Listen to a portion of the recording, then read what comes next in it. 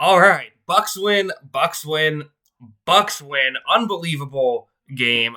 Video coming out late because, of course, I was at the game, which was a lot of fun. I'm currently recording this video in my parents', I guess, my childhood bedroom at my parents' house, who still live in Tampa. Yeah, unbelievable. Unbelievable. Listen, I went into this game thinking any outcome was possible. I really did. I thought that there was a lot of opportunities for. I'm not gonna sit here and say I didn't think this could ever happen. I thought that the Eagles had been reeling, and the Buccaneers again, they've shown flashes of something like this, but they haven't shown this all year long. And I definitely think that you can argue both sides if you're an Eagles fan, or I guess maybe a Bucks hater. You might sit here and say, well, okay, listen, look at these situation. Look at the Eagles and what they've done, what's happened, and there's no denying it. This is a tough loss by the Eagles. I mean, the Eagles weren't tackling. It really felt like they kind of gave up in this game very early on. Maybe gave up before this game even happened. It was a really weird loss for them in a lot of ways. I don't know. I mean, people are talking about firing Nick Sirianni, and this would be easily the quickest coach who just went to the Super Bowl has gotten fired, maybe in NFL history, if that happens. At the same time, though, I kind of get it. I mean, look at what happened. Look at this complete collapse, and look at the effort. I mean, some of these tackles were just like not even trying. It felt like by Philadelphia. So, I mean, Baker Mayfield ends up with a great stat line in this game. Let's talk positives about the Bucs. Baker Mayfield, I thought, played great. He looks healthy. Like, that's a huge part of it. If Baker Mayfield is healthy, like, this is a different situation for Tampa Bay. And you have a healthy quarterback, like, that can go a long way, because obviously he wasn't healthy against Carolina, and he wasn't healthy toward the end against New Orleans. But having him healthy, you just feel a lot better and feel like you have a chance against Detroit, which I do think they have a chance against Detroit. I think Detroit will still be favored in that game, but I don't think it's a foregone conclusion. Um, Honestly, Mayfield could have had a much better statistical day if the Buccaneers could catch. I mean, Otten had a couple of drops. Mike Evans had a couple of drops. I mean, this could have been a dominant performance by Tampa Bay. I guess it still was 32-9, but could have been worse. I mean, Philadelphia was kind of lucky. It was just 32-9. So offense, you got to score in the red zone. That's the one thing you got to look at. I mean, a lot of opportunities to score, and they weren't able to get it done. But to me, let's talk about the defense. A lot of guys deserve credit. And for Philadelphia, part of why, so if you watch the channel, you know that I picked the Eagles to win this game in my preview show. However, when I tweeted out, I had swapped my opinion after the A.J. Brown injury. I decided that was enough for me to flip to Tampa Bay. And while I didn't quite expect this to happen, my reasoning was I thought Tampa Bay could shut down A.J. Brown. I thought that was possible here. Shut down an A.J. Brown less Eagles team. I thought that was in the cards. And really, I mean, Devonta Smith had a couple of big plays.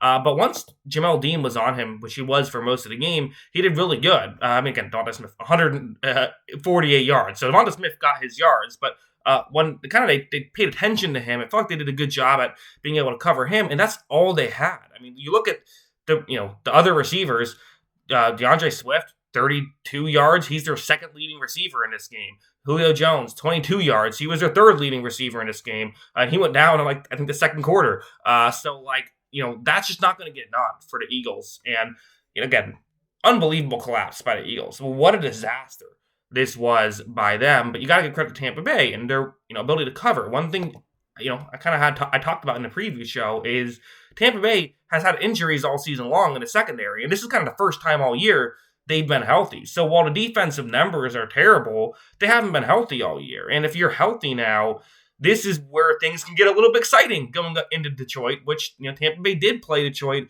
very well the last time they played. Defensively, they showed up. It was actually weirdly a defensive game the first time. And again, part of that was it was so early in the season. The Buccaneers offense just wasn't what it is now. So I'm definitely talking myself into it a little bit against the Lions, and maybe it's just because I've been lower on the Lions all year. Also, I'm wearing my Mike Evans alarm clock jersey here, which I didn't. It was supposed to rain, so I didn't want to wear a nice jersey. It ended up not raining at all, so I don't know. Not exactly wearing my A material, but I guess this is the lucky jersey at this point. I gotta wear it next week against the Lions as well because it worked out. Running game worked fine enough for Tampa Bay. It wasn't ideal. I didn't think at times that, early on it looked great. Philadelphia kind of clamped down on it, although he still got a couple nice runs late in the game. Mayfield had a couple nice runs. Again, Baker getting those plays to happen. That deep ball to Evans that Evans dropped was beautiful. I mean, Mayfield is really playing at a high level. Big picture stuff. Todd Bowles, he's a Buccaneer next year. That's done. Baker Mayfield, he's a Buccaneer next year. He's going to stay, quarterbacking the team. I think they're going to pay him. I think they're going to try to keep everyone that's playing well for them. I think Evans is coming back. I think that they're going to make that happen. I think they're going to pay basically everybody. Why would you not at this point?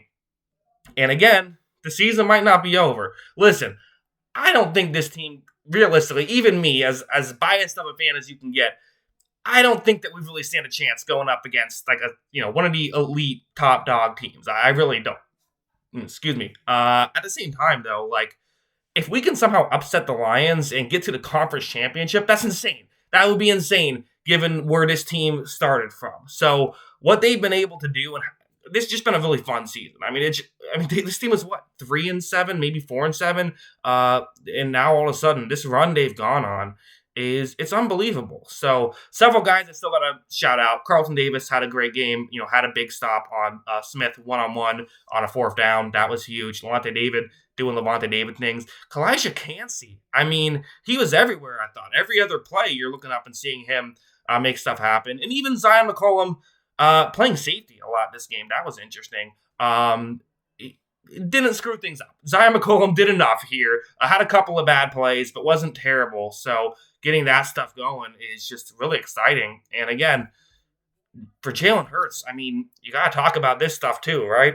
Gave Jalen Hurts that contract. You felt great about it last year. You're still not mad at it. It still easily was the right decision, but you don't feel as good about it. You just don't. And the question is can he get back to that potential elite tier that we saw him play at the Super Bowl level? Well, you got to have healthy receivers, and AJ Brown being hurt, but what Titans fans will tell you, AJ Brown has a history of injuries.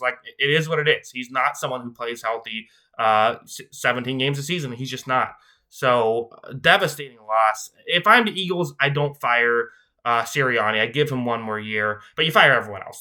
Patricia, get him out. Why is Patricia on you? Why is he even on your coaching staff? Get him away. Some tough situations here in Philadelphia, but great situation in Tampa Bay. Going to Detroit.